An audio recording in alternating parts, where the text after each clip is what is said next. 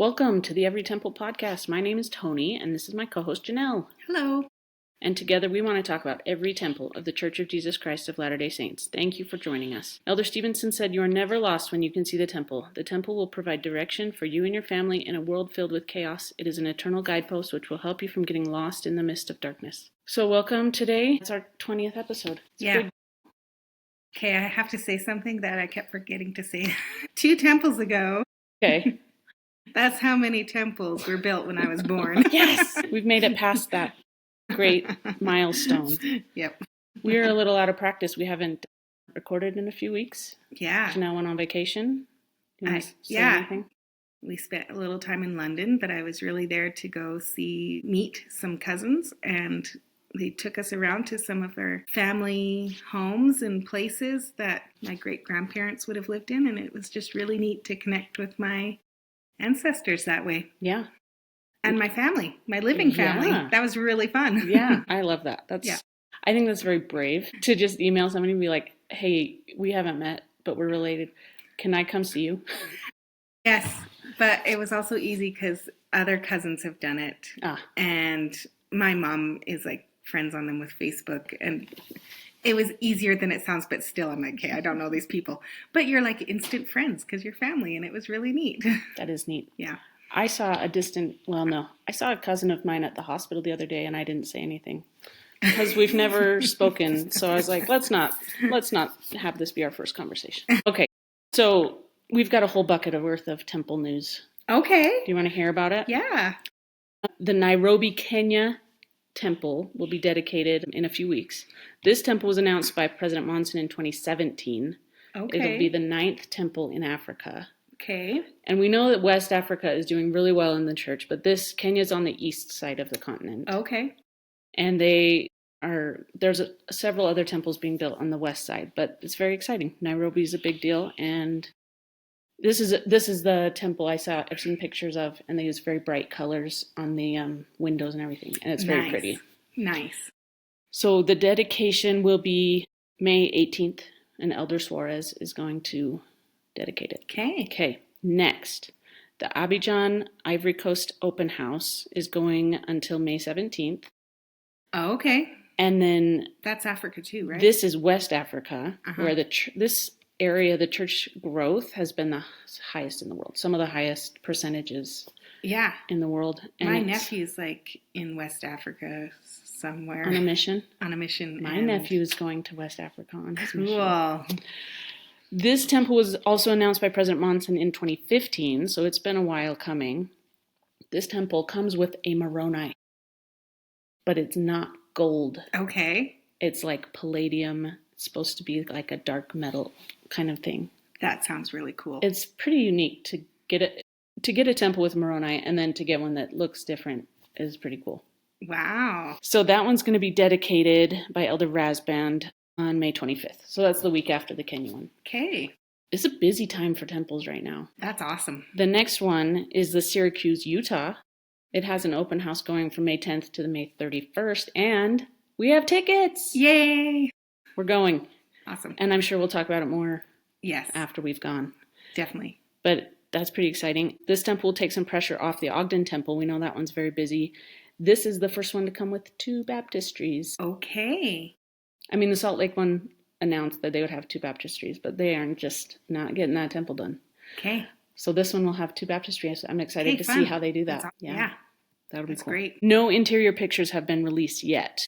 And no one has been assigned to the dedication. Like, we don't know who's dedicating it. So maybe President Nelson will surprise us all or something. I don't know. I'm just saying, nobody's been picked. That'll be dedicated June 8th. Okay. And then the Antofagasta, Chile open house is May 14th. This is the 3rd temple in Chile, but several are being built. It was announced in 2019 by President Nelson, and that we have no pictures inside yet either. Dedication will be June 15th by Elder Stevenson. Cool. I just feel like we have a lot to catch up on because we haven't been together for a little bit. Anything else? Okay. Let's start talking about Tokyo. Yes. This is so fun. There is so much information about Tokyo that I got a little overwhelmed. Oh, really? Yes, the church and the temple and everything that they've done there is, people are Okay. very proud of it, I think. Yeah. I love this temple. I've been there. I know. I think that's so crazy to me that you've just like, yeah, I've been to that one. It's a little random, but my brother served his mission there. And then we went, and he ended up doing part of his university in Tokyo. And so me and his girlfriend and my other brother went and visited him, and it was so much fun. And this was many years ago. Yes. And it was just before I got married, and I didn't think that my brother would make it to my wedding. Right. And so I'm like, let's go to the temple. And so we went, but then he surprised me and he came to my wedding anyway. That's nice. Yeah. So okay, maybe we'll get to the rest of that story in a minute. Yeah. It's a good one. It's a doozy. All right, the history of the church in Japan. The first 4 missionaries came to Japan in 1901, led by Apostle Heber J. Grant. And then the Japanese Book of Mormon was published in 1909. His missionary work was pretty slow, but they did get a few very faithful saints. And then they had to close the mission in 1924. There was an earthquake, there was political unrest, there was the war. Yeah. And it was just like, we can't. There was a lot of anti-American sentiment. Yeah. And in the States, there was a lot of anti-Japanese sentiment. So it was just kind of a rough political situation. Church leaders did try to keep in touch with the Japanese saints that were there, and they did their best, but there was a lot of hiccups and things that went wrong. After the war, a retired Navy officer was called to reopen the mission, and he went and found a burned out mansion. It had been like bombed or something during the war. And he was like, this is in a really nice area. It's across the street from a beautiful garden that used to be owned by the royal family. And there's embassies in the area. And he said, like, we can get this for a good price, and it'll be a good place to be for the mission home. In 1949, it was dedicated by Elder Matthew Cowley of the Quorum of the 12 Apostles. This is the mission home. And at that time, he prophesied there will someday be many church buildings and even temples built in this land. At the time that he said that, there were 8 total temples. In the church. In the church, in the world. The world. So he was making a big swing, but he could see the... Well, he's the one that helped with New Zealand too, didn't he? Oh, maybe. So he's like a hard worker. Yeah. Yeah. He's probably traveled around. He was probably Pacific area. Let's see. So did you know that when representatives returned to Japan after the war, they found a little group of church members that had done their Japanese converts were found meeting together regularly. Yeah. Like, even amidst all that. Yeah, it was closed for 24 years. Yeah. And they didn't have as many as before. The church definitely shrunk, but they did their best to keep things going. Yeah. Can you imagine being one of those people just trying to do your best to be part of this church that... And they wrote letters, and there was one guy that started a newsletter of what the Japanese saints were doing. So there was stuff happening. It's just like such a small community. Yeah. Yeah, it was really little. So 26 years after that mission home was dedicated, President Kimball went to Tokyo for an area conference, and he announced that there would be a temple built in Japan. And the members were so excited. Yeah, I watched a little video, and they showed when he announced the temple. It was to a large, stadium, arena, kind of. And it showed the reactions to the people, and it was just so touching. They all cheered and clapped and crying. They were crying. They were so excited. And Japanese people don't show a lot of emotion. So this is they were very, very excited. Yeah, it was really neat. The little videos, really, you could just connect with their excitement. I love that there's a video of it. Yeah. I should have watched that.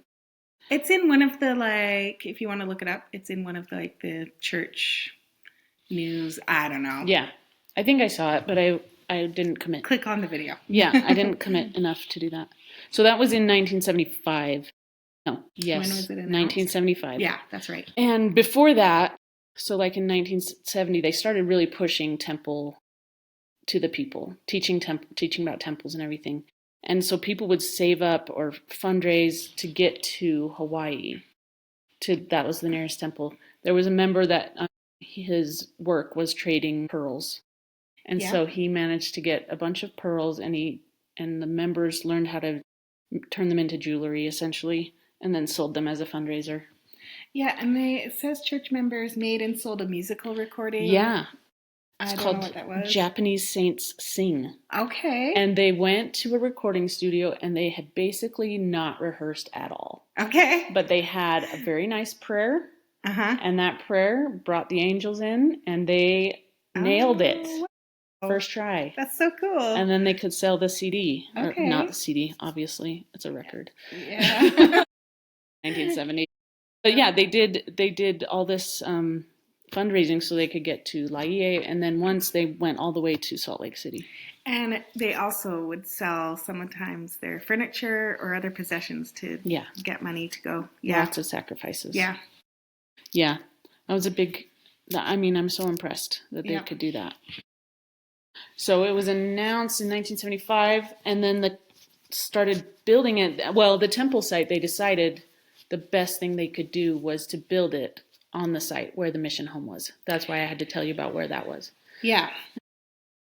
They used the same lot that they had used for the mission home, and they just kind of made it a multi-purpose building. They were able to get a little bit more land on each side of it.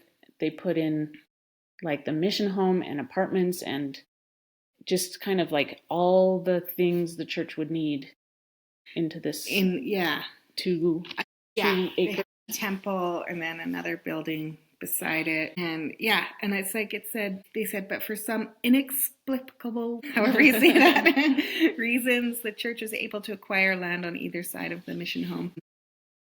The people who had the property had been offered more than $3 million from another buyer, but they gave it to the church for $2.6 million. Maybe again, they decided they connect with the purpose, the values. Exactly. So anyway. Yeah, I think that's an awesome, grace. So one of the contractors was surprised to learn that the building project was a temple. That word he had associated with the Shinto and the Buddhist religions, and as far as he knew, Christians built things like meeting houses and cathedrals. I think the wording just threw him off a little bit. He was told that the temple would be a sacred building, a holy house, where the glorious work of salvation for the living and the dead would be carried out, where baptisms for the dead and other ordinances would be performed to bring about the joining of wife to husband, children to parents, for the living as well as the dead, and where families could be sealed together for time and for all eternity. I think that's a value that I think the Japanese people understand. Yeah, so this is another thing about the culture, is that they have temples there and shrines. Like, they are used to going and worshiping or celebrating at temples or shrines. Like, this is part of their culture. And I like Gary Stevenson. He has some ties to Japan. I think he served his mission there or something. I think so. Yeah. Anyways, he said, temples are such an important part of the culture in Japan. I have admired how Japanese people are temple-going people. Important days in their lives are celebrated by visiting a temple or shrine. Japanese people are already remarkable temple-going people because it's part of their culture. So it's not just members of our church, but just everybody. So it's not like foreign or weird that we would build a temple. It's very familiar. It's already built in. Yeah. Yeah, that's nice. So the architect was Emil Fetzer. He's kind of the church architect at this time period. He has this thing about, I call them sharp fins, not shark fins. Yeah. But he just always kind of has those. Yeah. They're lovely. It's just his style, which is great. You can see it in a lot of this time period. The open house, they had 48,000 visitors walk through the temple, and out of respect, some wore their religious robes. I'm assuming Buddhist or Shinto robes that they wear. That makes sense. We should also mention that this is the first temple built in a non-Christian nation. Yes. At the time the temple was built, they had 46,000 members. Now it's about 130,000 members. That's awesome. Okay, so in 1965, we're 8,000. Yeah, it grew a ton members. Once they reopened the mission. Yeah. kind of blew up. So it went from 8,000 to, in 1980, there was 46,000, and now there's over 100,000. 130. Yeah. Yeah, they worked very hard. The mission presidents, the missionaries, they've worked very hard to spread the gospel. So in 1970, this is before it was announced, but they had a World's Fair in Osaka, and they had a Mormon pavilion. We talked about the New York World's Fair, and they had a Mormon pavilion there. So they had 6 million visitors, including the Crown Prince of Japan. It was over 6 months. And they had 780,000 referrals. What? Yeah, it was a lot. It was a lot of missionary work was done. 80,000? Yeah, people awesome. People leaving their names and addresses willing to have missionaries call it their home. Yeah. So somebody commented, I can hardly believe that such fine, clean young people would leave their homes, pay their own way, and learn a new language. They must truly love us. Which is a nice way to look at missionary work. Yeah. They sacrifice so that they can come see you. Yeah. Yeah. That's fun. Anything else? Yeah. There's so much. There's so much. So, like we said, the temple is located across from this big, beautiful, 16-acre memorial garden. And it is a beautiful, peaceful garden. And it's just right across the street. And so when I went to the temple, it looked different than it does now. They have switched things around. When I went, there really wasn't much for landscaping. There wasn't room. Right. It's a very small lot. It's 2 acres. No, 1.2 acres. Yeah, and you've got 2 buildings on there. Yeah. So there still isn't a lot, but they've got a little more landscaping now. But it's there was just basically a front entrance. Yeah, it's you're off the street and into the building. Yeah, and so now they've got a little more landscaping, and it looks really pretty. Trees and fountains. Yeah, and they're the building beside it that houses, there's a visitor center, a family history center, the mission office, there's underground parking, patron housing, and a meeting house too, I guess. Anyway, it looks like an extension of the temple. It looks similar to the temple, so it all blends and it looks really good. I was trying to find pictures of it before the renovation. I don't know. I just couldn't see. I found one. Mostly what I was looking for is this glass that they did on the front that looked kind of similar to what we saw at DC. Okay. Very bright colors and like a flower. Anyway, they took that out in the renovation. Okay. So that's what I was looking for, because I was like, why did they redo the stained glass? What did it look like before? So it was really beautiful and colorful, and they redid it in the renovation. So I think that some of the glass was clear, and they had curtains. Yeah. And so I think they changed that. Interesting. So some stained glass and some clear glass. Anyways. Yeah. Yeah. And if you go there, if you look at all the pictures online, the temple looks like that, but the area does not look like that. Oh. So interesting. They just were very selective in their editing. Well, and if you go and look on one of the sites that people put pictures on, a lot of them are kind of looking up at the temple. And this is why. It's because it is surrounded by city. Yeah. There is city and buildings around it and wires. Oh, yeah. There's wires everywhere. You can't really get a picture of the temple without getting the wires. Okay. It's impossible. Yeah. So you have to be on the ground looking straight up. Basically. Yeah. Or you have to edit out all the wires. Okay. Good to know. So, yeah. I mean, yeah. It's, yeah. Yeah. You look at the pictures and it doesn't really look like that. It's a really big city and a really small building in comparison. Yeah. It's pretty similar to how we talked about Sao Paulo. Yeah, exactly. So, and in the garden, there is a stone. I think there might be 2 stone lanterns that are from World War II. Yeah. So the stone lanterns, they're tall. They kind of have these legs, and then it almost looks like a house. The legs, and then a little roof part. and I don't know. Do they put like a candle in it or something? I'm not sure if they actually, like, you can put candles. I think they're meant to put candles in there, but I don't think they do that. Like, they are meant to have candles in there. But they're decorations. They're decorations, and there's a couple of them in the landscaping used, and they're from World War II. And so I just decided to look up what these stone lanterns mean. And I'm sorry, but this is according to AI. I did do a little reading on some actual websites, and I thought AI nailed it. Got it pretty okay.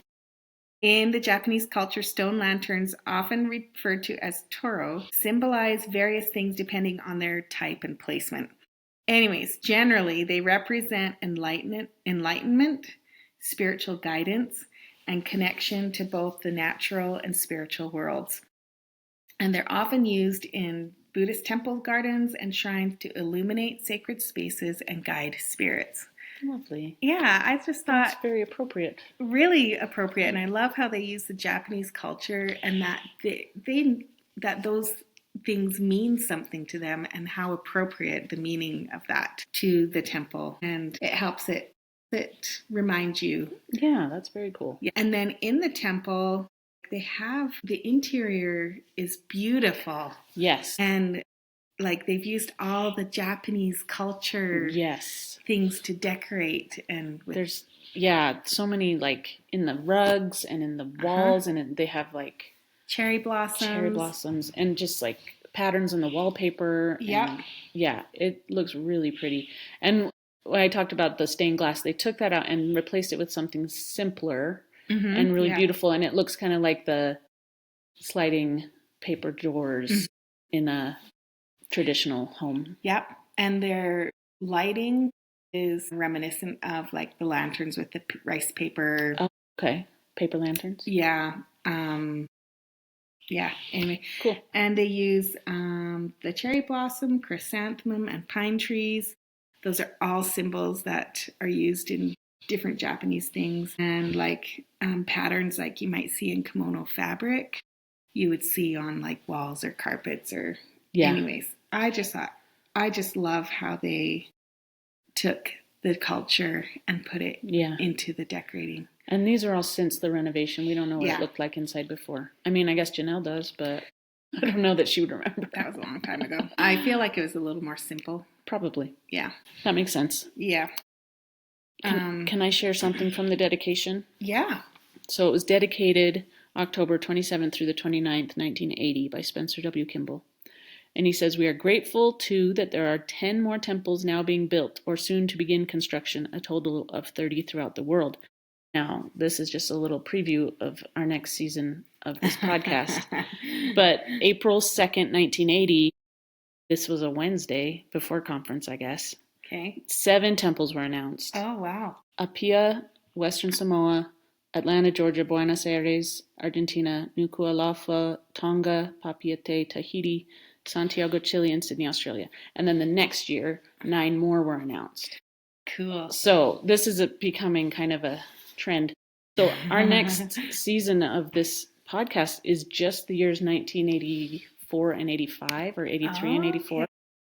Yeah, 83 and 84. All of these are going to be dedicated in quick succession. It's getting easier to build temples, and the funds for building, I think there's more funds for building the temples too.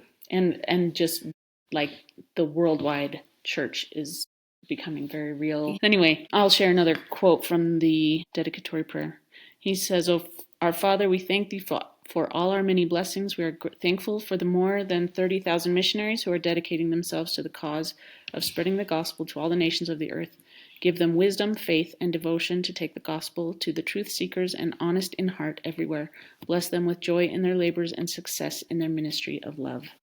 And we echo that. Yeah. Good job, missionaries. That is hard work. And God appreciates it. So well done.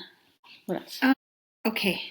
Did you know that it did not originally have a Moroni? Yeah, that's the next thing on mine. I have pictures when I was there, and it was not on there. No Moroni when you went. It was just a steeple. And so they put it on in like 2004. Yeah. I think that must have been the years where they started going around putting Moroni 2003, 2004, that's what we're seeing. Yeah. But it's so interesting that all of these, first 20 temples we've talked about. Yeah. Maybe 5 of them. 3 of them have Moronis when they were built. Yeah. Salt Lake, LA, and DC. I think. And then they started adding them on And after. then they started adding. Yeah. But a year later, there was a 5.9 magnitude earthquake that struck Tokyo, and the trumpet fell out of Moroni's hand. And it didn't hurt anybody, I guess. Yeah. And I'm sure they just fixed it, but... So I didn't realize that was the first time. It wasn't the first time. Yeah. That's right. When it happened in Salt Lake a few years ago was not the first time.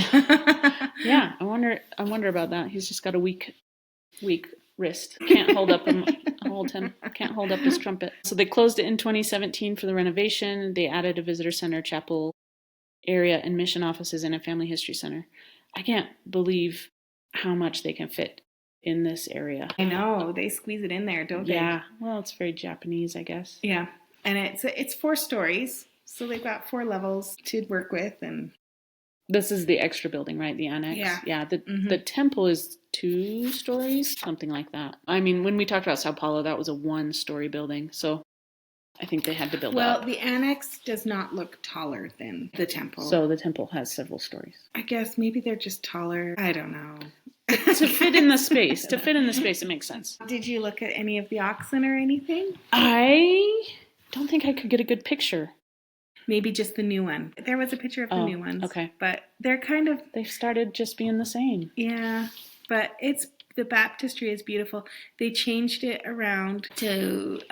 they made the baptistry, I guess, a little bigger in the renovation to just accommodate the flow of traffic. And they used to have like a gallery for watching. Oh, yeah. And because I remember it must have been the day we flew in to Tokyo, and she's my sister-in-law now. Oh, yeah. And my brothers were down there doing baptisms, and I was like, I'm too tired. So I watched from the gallery, and you kind of look down and watch them from up top. And so I think they changed that all around to, I don't know, accommodate more people. Yeah. Because it was a busy area. Yeah. So anyway. I did look up how many sessions they do per week, and it was like 1 on Tuesday, 1 on Wednesday, 3 on Thursday, 5 on Friday, 5 on Saturday, something like that, where it just gets more and more over the weekend. And I think I need to start doing that more often, because I think people in Utah don't realize temples aren't running 24/7. Weird. I know. They are. It's rare that you have to plan for it. You have to make an appointment. You have to put it in your schedule. Yeah. In order to get there. And after the dedication, I think that church members would host other members from other areas, would host them to stay at their houses so that they could go to the temple. That's a good tradition. Yeah, because people from like Korea and China and other regions would be coming there to go to the temple. Yeah, so that makes a lot of sense. Yeah. It sounds like they had some housing at the temple, but members also hosted people. That's cute. Yeah. That's very cute. Yeah. It was rededicated by President Eyring in 2022. Did I say that the open house saw 19,000 people? It was only open for 2 weeks. But yeah, short and sweet. Yeah, that sounds accurate. In the region, there are 4 operating temples: Fukuoka, Okinawa, and Sapporo. And there's one announced in Osaka. This temple, Tokyo Temple District, is 15 stakes and 3 districts. And there are 7 missions in Japan. Yeah. So Janelle, why don't you tell us a little bit more about your visit to the Tokyo Temple? So when we went just before I got married, and so I had been through the temple for an endowment for myself. And I really wanted to go through this Tokyo Temple with my brother. And so... it was only my second time going through. And I didn't know anything. Well, no. See, my dad, who's very wise, he said the second time you go is the hardest because it's very different from the first time you go. And you don't have a little thing pinned to your shirt that says, I'm new here. Yeah. Help me. Yeah. And you're doing this in a different language, Janelle. Yeah. So I had like no clue. I'm like, yeah, I've been to the temple. Let's go. And I just didn't even think about the fact that I don't know what I'm doing. And I'm somewhere where people don't speak the language. And so I get into the dressing room and I'm like, I don't know what to do. So I just find a locker and change. There was lots of people in there, but I'm just like, what am I doing? And like, because before you go through the session, yeah, there's things you need to do, and you didn't know how to do them or where. Yeah, it's different than the first time. And so I just am clueless. And I'm like, how do I get to my session? And finally, some lady comes into the dressing room and she's trying to talk to me. And I'm so bad at accents. I don't know. It's not my talent. Yeah. And so I didn't really fully understand what she was trying to say to me.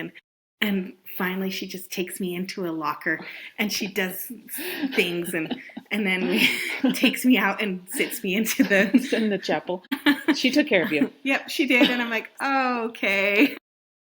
Well, you're probably the only white lady in there too.